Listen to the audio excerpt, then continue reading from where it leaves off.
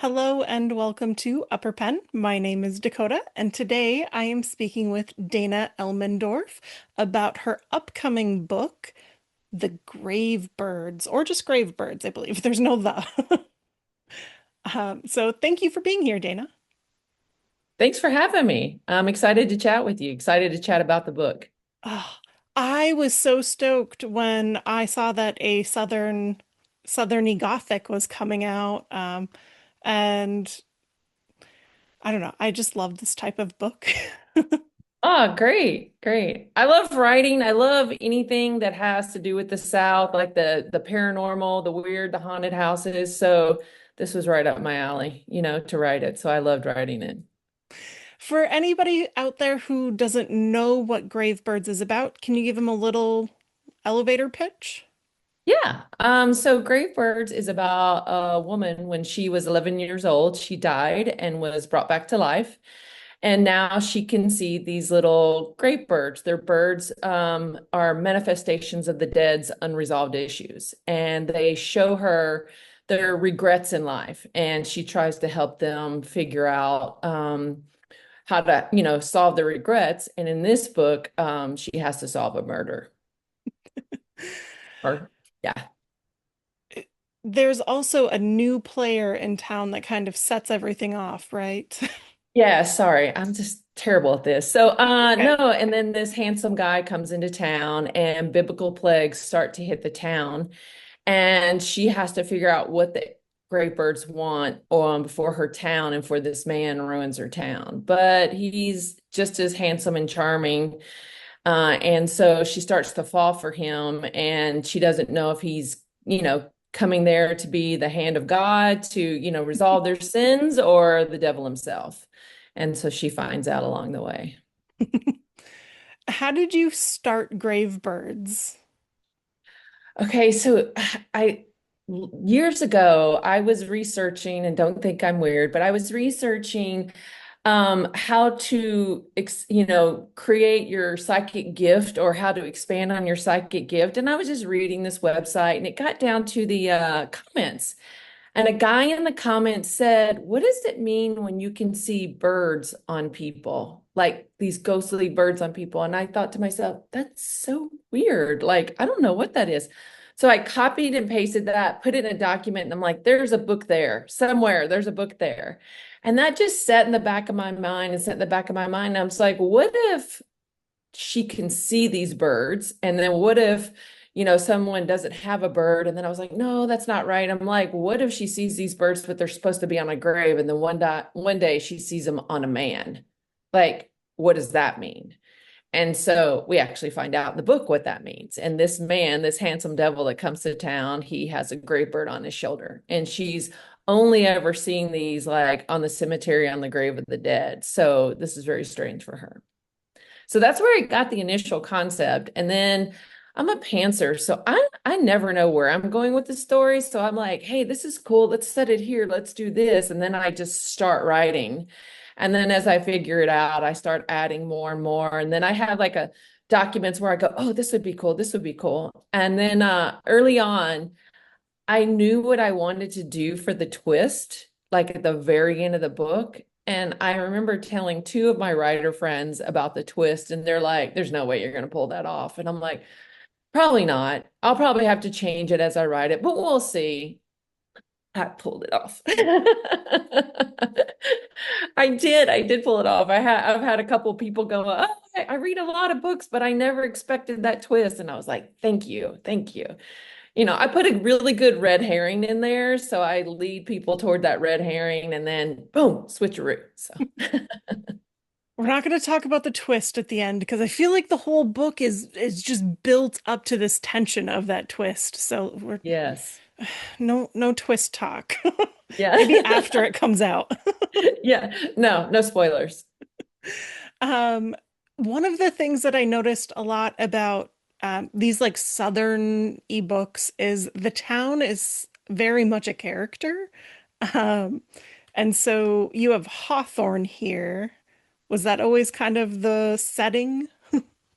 Yeah, so I knew I was raised in South Carolina for a few years when I was a kid. I love the history. I love the Spanish moss on the trees. So there's a lot that draws me into South Carolina just from the start. And then Hawthorne is a fake town. Like every book I write, I never want to write an exact town because no exact town fits that need. It's like, oh, it's a little bit like, Savannah, but a little bit like Charleston. Like I kind of like to grab a little bit from every town and make my own town. So I always knew I wanted to have a Southern town in South Carolina. And I was like, okay, this book fits it perfect. But then, when it comes to small Southern towns, like there's always certain characteristics that you can always expect from Southern characters in small towns. Like you can always expect, people to be charming, unforgettable, and a little bit quirky. So you got like this, what you expect. And so I love that. That's how I grew up. That's the people around me. So, I mean, and sometimes they are people around me. Sometimes like, oh, that might be somebody's aunt I used to know. Well, that's perfect. It's just ready-made characters then. Yeah, yeah. Not all of them. Some of them it's a pinch of this, a pinch of that, and some of them's just made up. And I love getting into characters and just like creating all their quirkiness and all their, bumps and bruises through life. I just love developing them, fully like that. So these were no exception. I love Hollis, the main character's best friends. They're so snarky and wonderful. Yeah, I love having a snarky best friend. In my previous book that came out last summer, In the Hour of Crows, her best friend is completely snarky. Her cousin was snarky. Like it is a lot. I think it's a great way to release a little bit of tension in a book, especially when you got something eerie and something you're investigating. It's like, okay, let's have a little tension break. So I love writing those kind of characters too. I feel like it's particularly apt for like younger women or even like women in their 20s to be that snarky too. Like, sometimes you just need that protection for yourself. Well, I'm 53 and I'm snarky as can be. You can ask my friends. So I'm constantly like dishing it out. So I think it's something we hold on to forever, you know? Um, One of the things that really caught my eye was the birds, of course, these grave birds. Do the different birds mean different things? No, I didn't put them that way. I just made them significant to the person. Okay. I mean, if you look up birds, there are certain birds that bring certain messages. People usually think, the crow is like a messenger of death or whatnot, but not always. So there are different aspects of different birds that bring different things. I didn't particularly focus on that because I felt like the lore of great birds enough is full enough that I didn't want to start giving meaning and significance. I figure like, we might not get to choose I mean, like if we all could choose who our great bird would be, it's some really cool owl or some hawk or something, and then, or maybe a beautiful hummingbird, but like, I think you just kind of get what you get, and this is just how it goes. I think it's probably um where you're from and or something inside of you that's different. I don't know if I'd be happy with the ostrich, but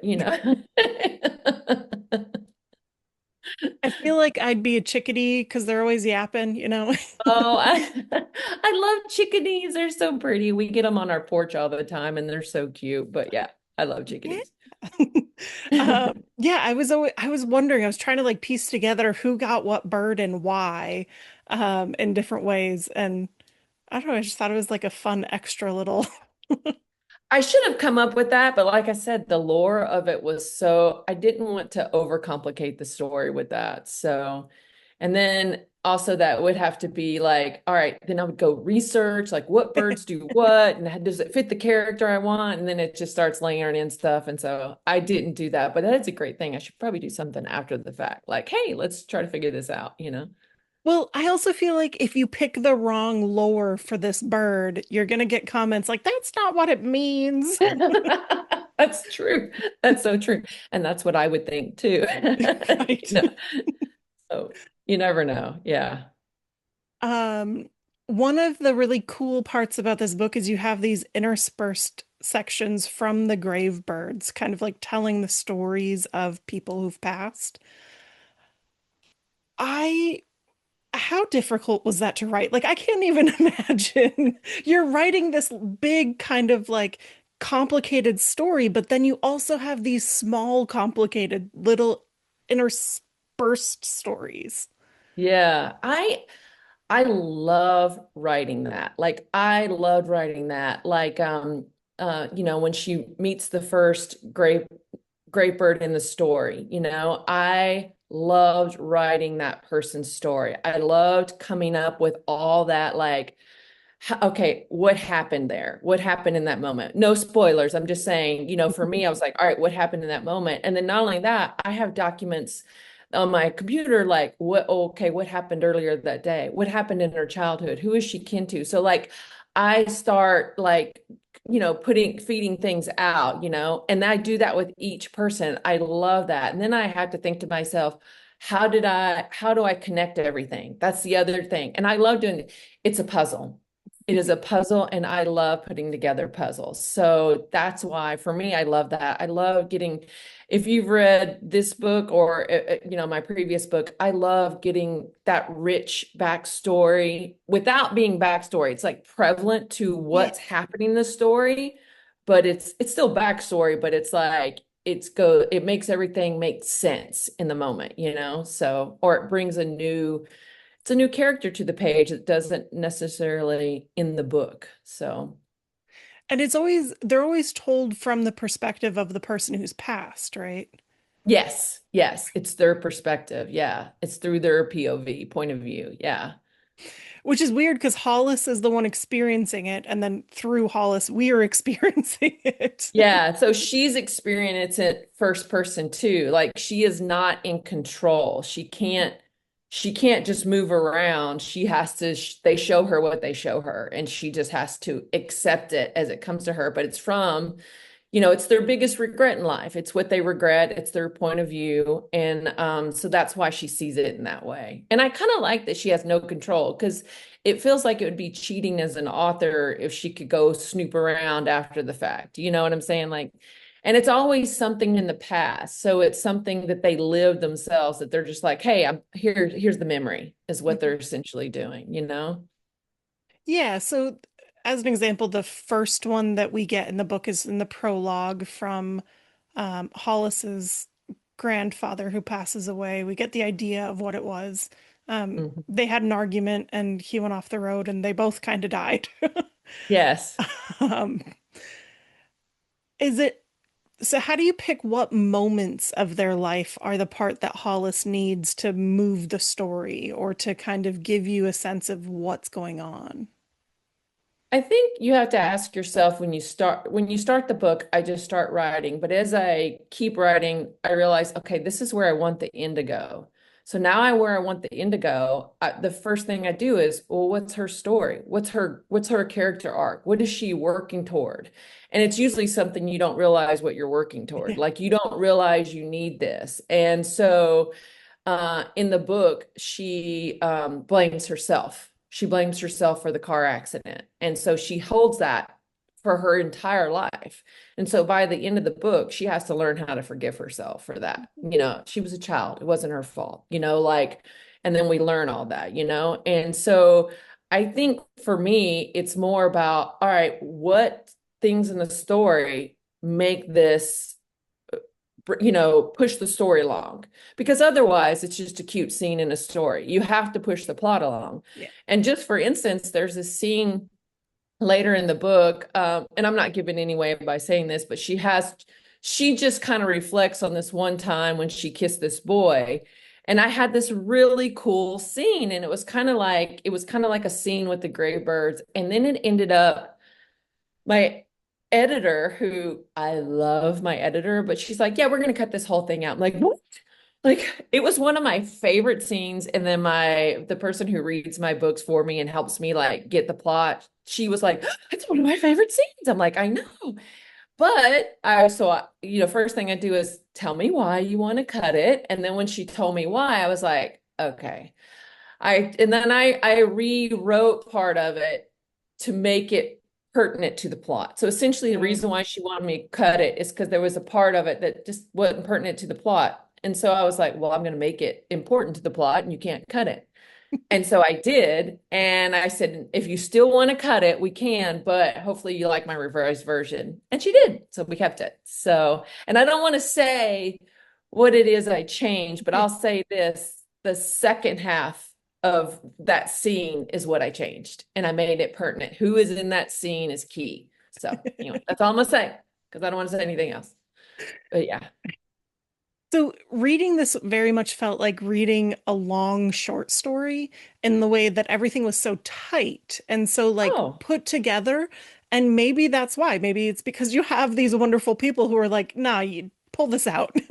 Yes, I do have great people that tell me, like, yeah, what are we doing here? Tighten this up. Like I can ramble sometimes, or sometimes I'll be like, this is really cool and this is really cool, but to get there, we can concise it. Like, we don't need all this in the middle. So, the other thing is, you can ask a couple of my friends who try to give me book recs, and I'm like, oh, it's so boring. They're like, what? What are you talking about? And so I really try to have a plot that there is something happening. Like I just want something, I want there always to be a question. I want there to be a cliffhanger. I want there to be curious. I want the reader to just constantly being like, what's next? Well, what's next? And that to me is key. So there will be those chapters that when I'm finished drafting them, like, well, what's the point of that chapter? And so what I'll end up having to do is just like, okay, where are we going? What are we trying to say in this chapter? Because if I don't have something to say that, fuels the plot, cut it. Like,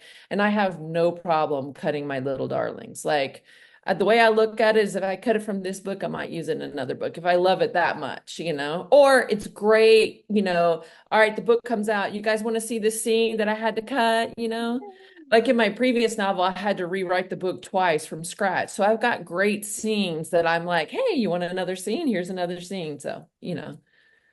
How come you had to rewrite it twice? Uh, tr well, because I really wanted it to be something special, and I wrote it the first time, and it wasn't. And I remember showing it to, I had a writer's coach at the time, and I remember showing it to her, and I said, this one chapter's so good. And these other two chapters, like, ugh, like why? Like, why? What am I not seeing? And she said something to me that changed how I write forever. And when she told me this, I was able to revise the story. But I mean, to rewrite the story, I kept like 25%. But she said the person who wrote this chapter, only Dana Elmendorf could write.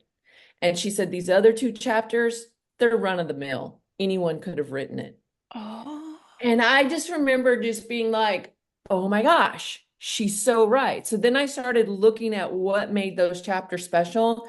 I don't know how to explain it, but I know when I write that and I know when I don't. And it's typically I write it with ease and I get excited. And the chapters that aren't with ease, the whole time I'm writing them, I'm like, I don't know.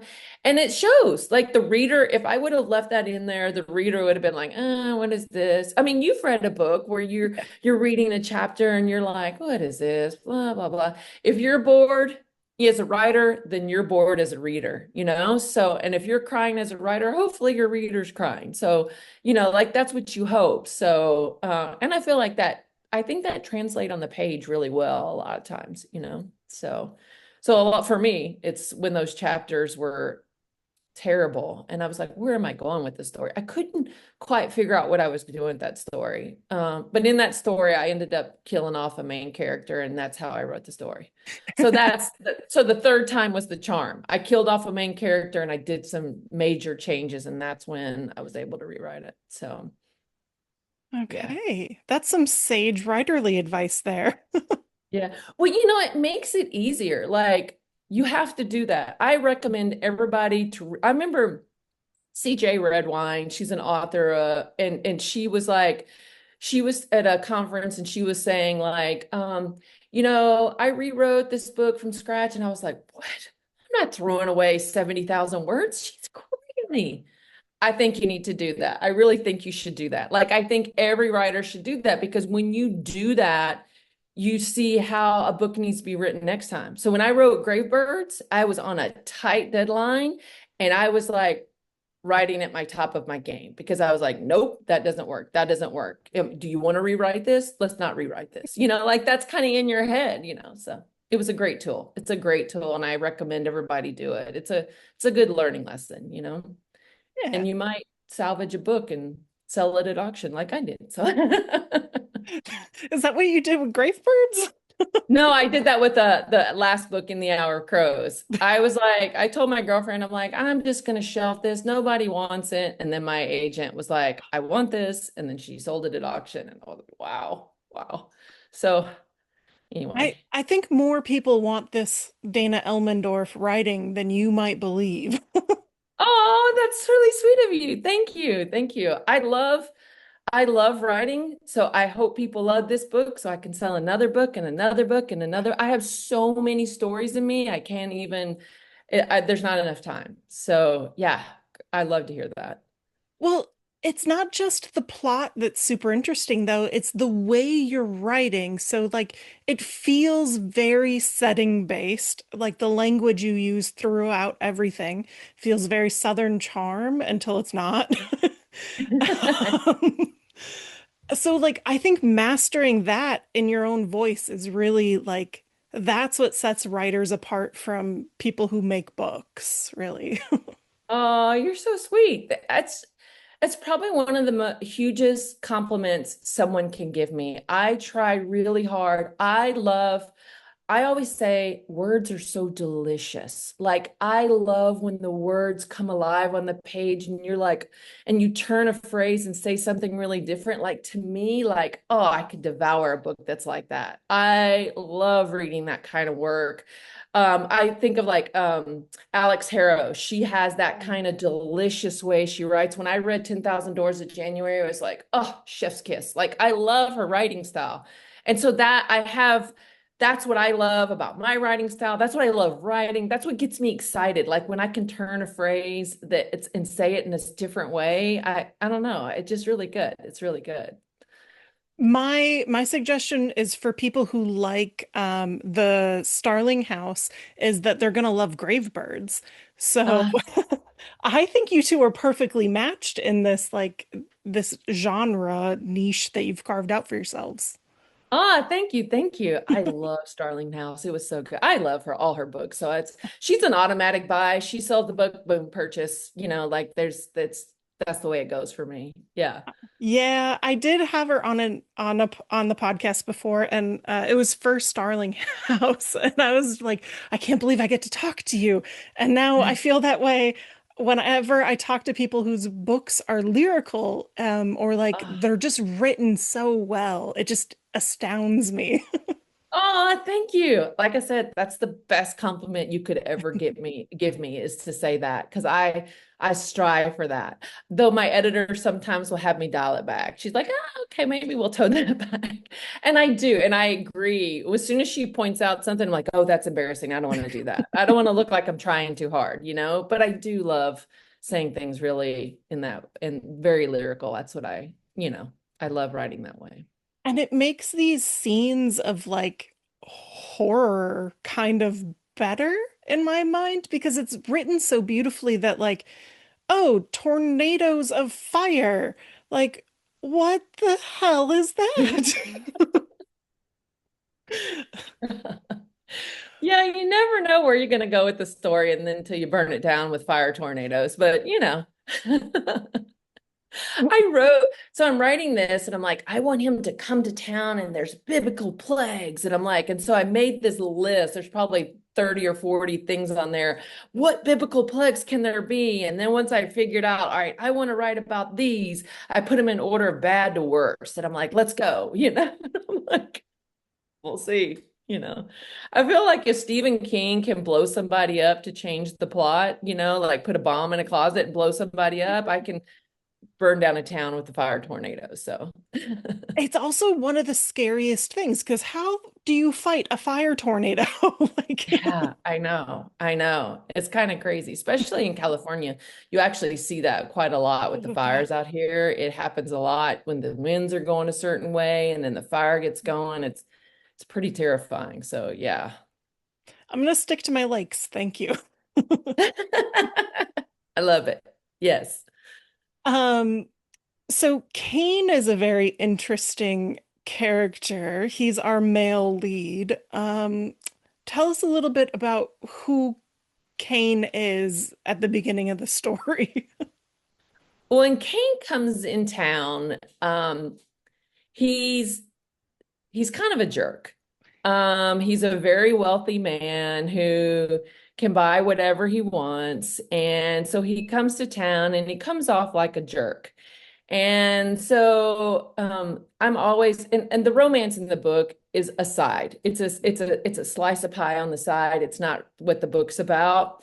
But I love enemies to lovers type of romance. And so this is what this is. And so he's kind of a jerk. And she kind of tells him, like, yeah, you're being a jerk, you know?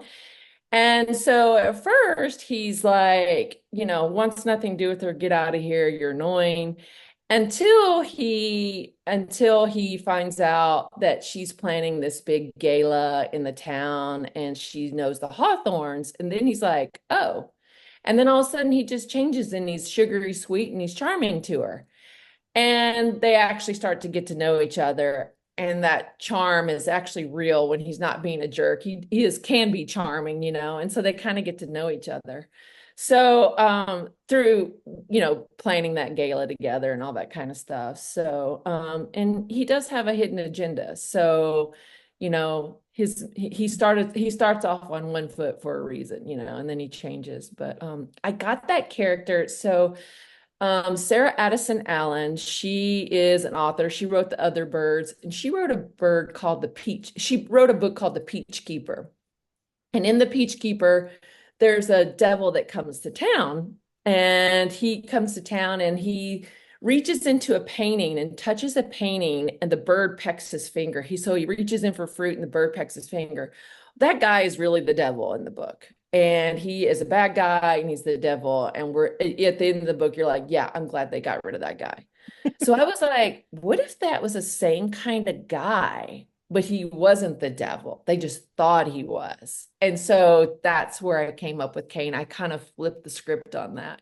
So, and in the book, there's a painting that's melting, and that's my little nod to where I got Cain from, him reaching into the painting and it pecking his finger. So I love Sarah Addison. I mean, I love magic realism, but hers is so subtle that you're like, oh, it's chef's kiss. Like, oh, I love it. So that was my little nod to saying, thanks for giving me the idea for Cain. Aw, that's I so sweet. Now have so I'm, many Easter eggs in my books. but now I'm wondering if you have an interest in birds.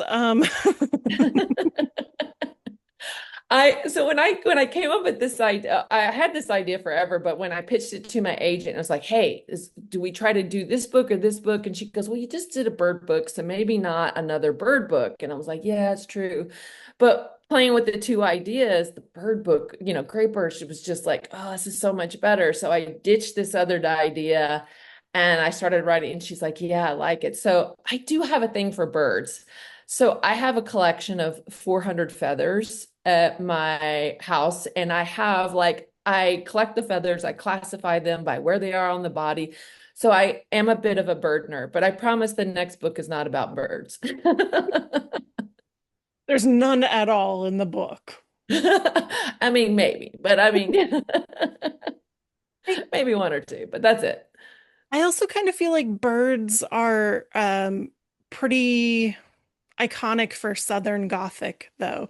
Um, Yes. you see them in graveyards, you see them in these like beautiful, haunted settings. And so I think it's perfect. Like none of this is out of where it should be. It's just funny. Yeah, yeah, it is. It is. And I agree. I think it just adds to the mystery and the hauntingness that birds, give to the South. Like I just think there's just something like what do they know that you don't know? You know, you feel like they're holding something that you don't know, which is kind of cool to me. And they're also so much more daring than like up north where I live. Birds will just scatter. But like if you go down south, it seems like they'll come up to you. Yes, it's so true. I wonder why that is, but that is kind of true. They probably just like the food better. Maybe. Did you ever want to write it differently where these little scenes from other people, like the Gravebird scenes, were bigger or like a full chapter? Or were they always that kind of short, sweet, necessary moment? They were always the short and sweet and necessary, but I would have happily written more if it served the plot. Like if there was more that needed for the plot, I would have been happy to write 10 chapters on it, you know? But I love the little vignettes. Like at one point, she talks about a rocking chair in the attic and where two finches were in Uncle Royce's attic, and the chair would rock. And then she found those great birds there.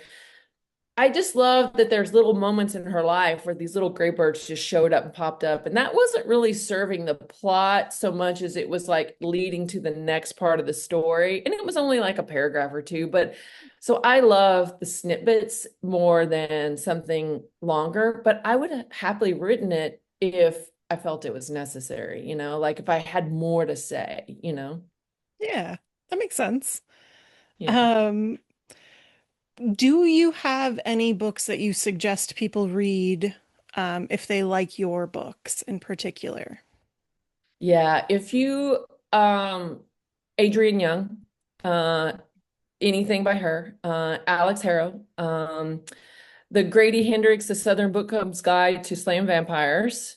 So good, so good. But that's what they're comparing my book to, and that's what we kind of loosely base the cover off of is some of his work. So I'm like, Yeah. all right. I would say old school classic, Midnight in the Garden of Good and Evil. Like it has all that Southern South Carolina charm. Trying to think of what else is out there.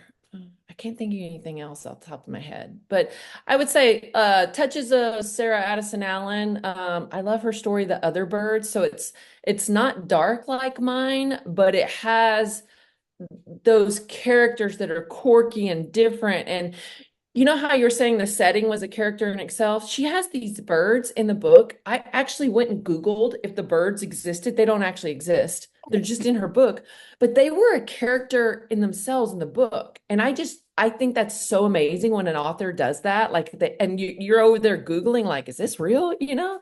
But they were really cool. So, so aspects like that of her writing. So that's where I would, tell people to go read.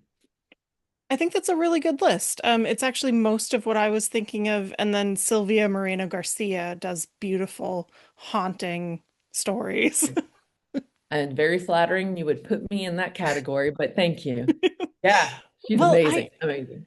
I really do think Gravebirds does deserve a lot of hype. So Oh, thank you. Thank you. I appreciate that. I do too. Of course. it's not just so like the setting is beautiful and the characters are wonderful, but you have like like a murder mystery at the heart of this. And sometimes I feel like a lot more haunting-y books are like ephemeral threats or like what could possibly cause this? But no, there's a murder. Yes. Yes. Yeah. There is a murder. Yeah. I told myself the next book I'm not doing a murder mystery. Like the first two were murder mysteries, and the next there's going to be a mystery, just not a murder mystery. I remember being in college and one of my first writing teachers told us we're not allowed to have a dead body in our first story that we submit to him. And I was like, why? It's just mean. I would have chapter one, there would be a dead body on the table. That's how I would start the book. I do feel that. I'll change your mind. Um, what is the new project that you're working on, if you can talk about it? I have two projects I'm working on. I'm jumping back and forth. I'm waiting on my publisher to tell me which one to gets the go ahead. So I keep jumping back and forth. One way or the other, they're both going to get written eventually. I'm just wondering what's next. One of them, I code name Orphanage Book, and it's about an orphanage where time is infinite until someone starts stealing it. So Ooh. that's what that is about. That, and it's an adult novel. And then the next one is Codename Moonfire. I won't tell you more than that. And it's set in a mining town in East Tennessee where children go missing, and the moths in the mine, the moonfire moths in the mine, have supernatural powers, and the townspeople will do anything to protect their centuries old, secret. So Oh, there's that. all right, I'm down. Yeah, I'm excited to write those. I've been dealing with a lot of stuff lately, so I'm just trying to focus right now on promoting Gray Birds, but then I'm going to get back to writing in July. So that'll be exciting to get back into writing. And I'm not I mean, I can do social media, but I just love if you could lock me away and just let me go work and write, I'd be the happiest. I imagine writers' retreats probably aren't super useful at this point, or like possible with like kids and a publishing career. Yeah, well, I do writing retreats. So I have my kids are older now, so they're in college. So, and then I have a girlfriend, her and I will go on a writer's retreat, and it's a no talking writer's retreat. So you wake up in the morning, there is no talking to each other. If you go in the kitchen and you're both fixing your food or whatever, you just nod to each other. There is no talking until the evening when the last person closes their computer. Then you can talk. But I'm telling you, I get so much written in that retreat with her. And that's just I think it's odd at first. Like when we ask, somebody else will join us, it's really odd for them. And I'm like, no, no, no, you'll get into it. And they're like, wow, I was really productive. I'm like, I know, so it works. It really works. So I do those once or twice a year, but I usually just lock myself in the room and I just forbid my family to speak to me, and that usually works too. Don't come in. Oh, goodness. Well, so Gravebirds is out July 1st, and Yes. hopefully your next book is going to be out next year, right? Yes, I hope so. Yes, yes, we'll find out. I don't have a publishing date yet, but we'll see when we get me in. I'm hoping that it's going to be more in the fall. I feel like I write better for the fall, so we'll see what they decide. So, yeah. Uh, Gravebirds is a perfect summertime read because it just feels so summery and Hawthorne. Yeah, it does. It's got that spooky element though, so I feel like it could be like Mm, a summer fall kind of right there in the middle. So, I think it works. Yeah. yeah. They definitely picked a good time. Yeah, they did. They really did. Well, thank you so much for being here. I had a wonderful time chatting with you. Thank you so much for having me. I love chatting with you too, and just thanks for the opportunity to tell people about my books, and I appreciate that. I really do. If anybody out there has not looked up Dana Elmendorf, I highly suggest you check her out. I'm going to go find her other book now. Thank you for adding to my TBR. Um, well, have a great night, everybody,